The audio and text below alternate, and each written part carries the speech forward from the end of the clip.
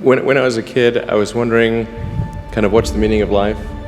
Like, why are we here? What's it all about? And I came to the conclusion that what really matters is trying to understand the right questions to ask. And the more that we can increase the scope and scale of human consciousness, the better we are able to ask these questions. And if you consider two futures, one where we are forever confined to Earth until eventually something terrible happens, or another future where we are out there on many planets, maybe even going beyond the solar system, I think that second version is incredibly exciting and inspiring, and there need to be reasons to get up in the morning. You know, life can't just be about solving problems. Otherwise, what's the point? There's got to be things that people find inspiring and make life worth living. Life cannot just be about solving one miserable problem after another. That can't be the only thing. There need to be things that inspire you, that make you glad to wake up in the morning and be part of humanity. When I was young, I didn't really know what I was going to do when I got older. People kept asking me, but then eventually I thought that the idea of inventing things would be really cool. I read a quote from Arthur C. Clarke, which said that a sufficiently advanced technology is indistinguishable from magic, and that's really true. If you go back, say 300 years, the things that we take for granted today would be you'd be burned at the stake for. Being able to fly, being able to see over long distances. So I thought, well, if I can do some of those things, basically if I can advance technology, then that's like magic, and that would be really cool.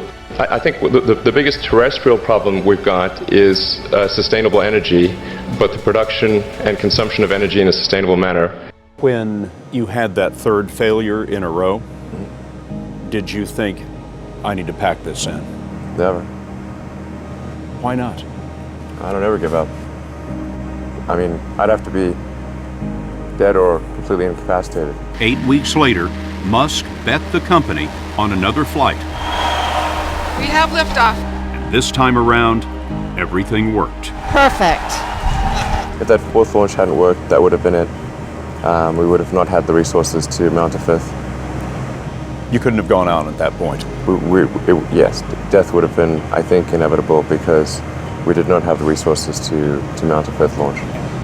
Well, there's a ton of failures along the way, that's for sure. SpaceX is alive by the skin of its teeth, so is Tesla.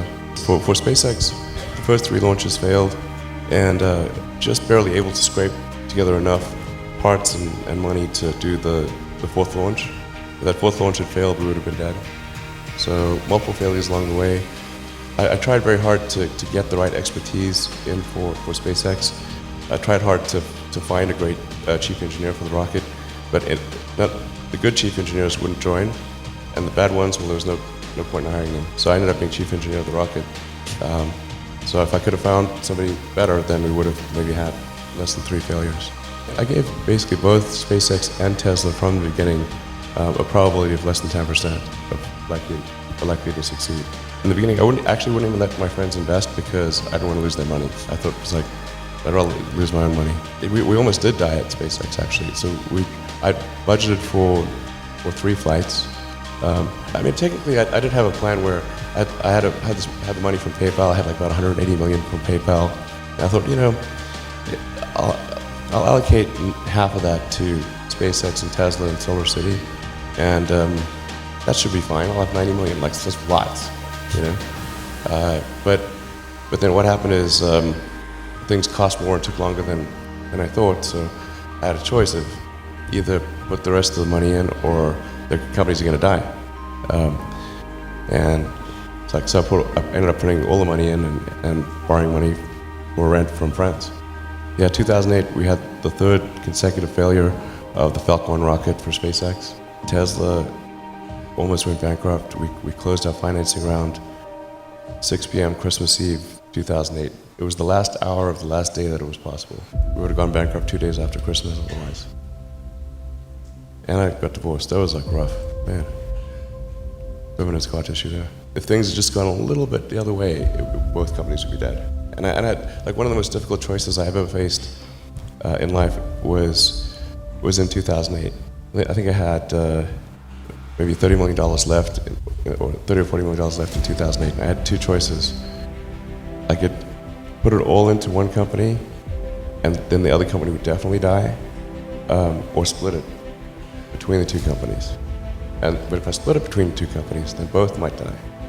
And when you put your blood, sweat, and tears into creating something, or building something, it's like a child. And so it's like, which one am I going to let one starve to death? I couldn't bring myself to do it, so I split the money between the two. Fortunately, thank goodness, they both came through. This may sound silly, but I read books and talk to people. I mean, that's kind of how one learns anything. There's lots of great books out there, and there's lots of smart people, and of course, I mean, we've got a team of really great people at SpaceX and Tesla, and we've got world experts in propulsion, structural design, avionics, software, launch operations, that kind of thing, and likewise at Tesla. So, if you just talk to the people on your team, you can learn a tremendous amount.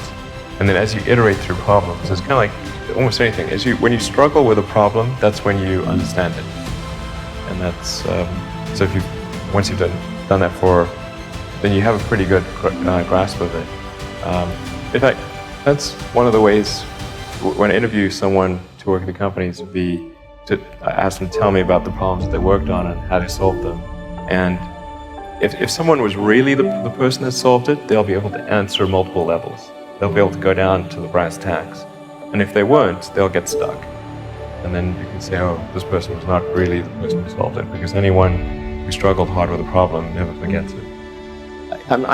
First of all, I certainly don't think I can do anything or do most things that people think are impossible, because I think a lot of what people think is impossible is actually impossible.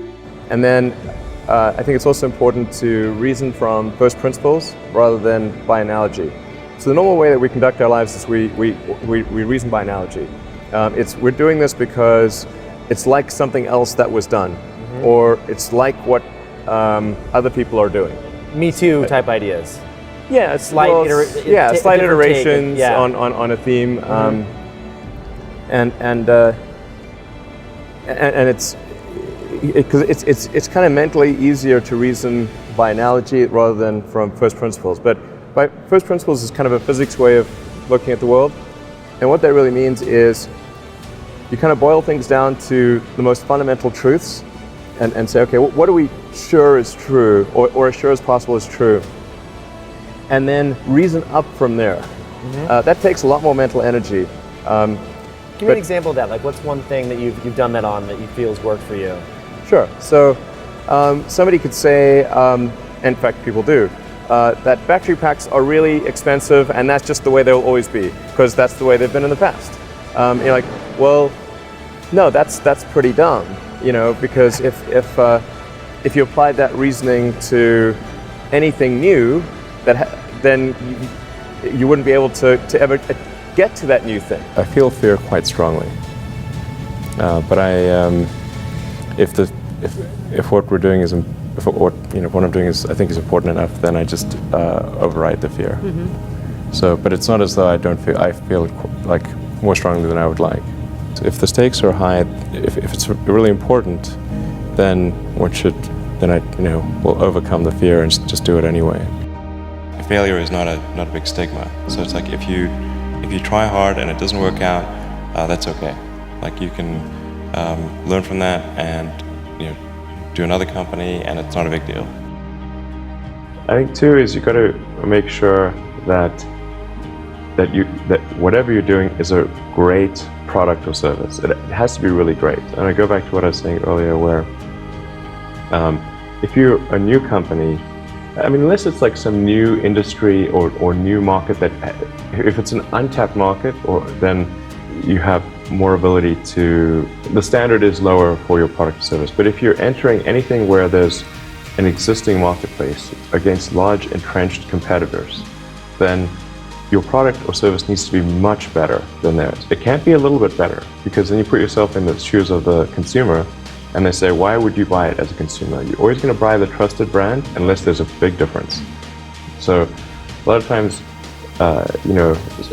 entrepreneur will come up with something which is only slightly better, and it's not. It can't just be slightly better. It's got to be a lot better. The other thing I'd say is that if you're creating a company or if you're joining a company, the most important thing is to attract great people. So either join a group that's amazing that you really respect, or if you're building a company, you've got to gather great people. I mean, all a company is a group of people that have gathered together to create a product or service. And so depending upon how talented and hardworking that group is, and the degree to which they are focused cohesively in a good direction, that will determine the success of the company. So do everything you can to gather great people if you're creating a company. There are people who've been in the rocketry business for decades who say about you that you don't know what you don't know. Well, I suppose that's true of anyone. How can anyone know what they don't know? When critics say you can't do this, your answer to them is, we've done it. You know, there are American heroes who don't like this idea. Neil Armstrong, Gene Cernan have both testified against commercial spaceflight and the way that you're developing it, and I wonder what you think of that. I was very sad to see that because those guys are, those guys are heroes of mine, so it's really tough. I wish they would come and visit and see the hardware that we're doing here. And I think that would change their mind. They inspired you to do this, didn't they? Yes. And to see them casting stones in your direction. It's difficult. Did you expect them to cheer you on? Certainly hoping they would. What are you trying to prove to them? What I'm trying to do is to make a significant difference in spaceflight and help make spaceflight accessible to almost anyone. There's a whole generation coming through who seem really sad about the future. What would you say to them? Well, I think if you want the future to be good, you must make it so. Take action to make it good, and it will be. And then I think that the final thing I would encourage you to do is, now is the time to take risk. But as you get older, your obligations increase. So and once you have a family, you start taking risk not just for yourself, but for your family as well. It gets much harder to do things that might not work out. So now is the time to do that before you have those obligations. So I would encourage you to take risks now. Do something bold. You won't regret it.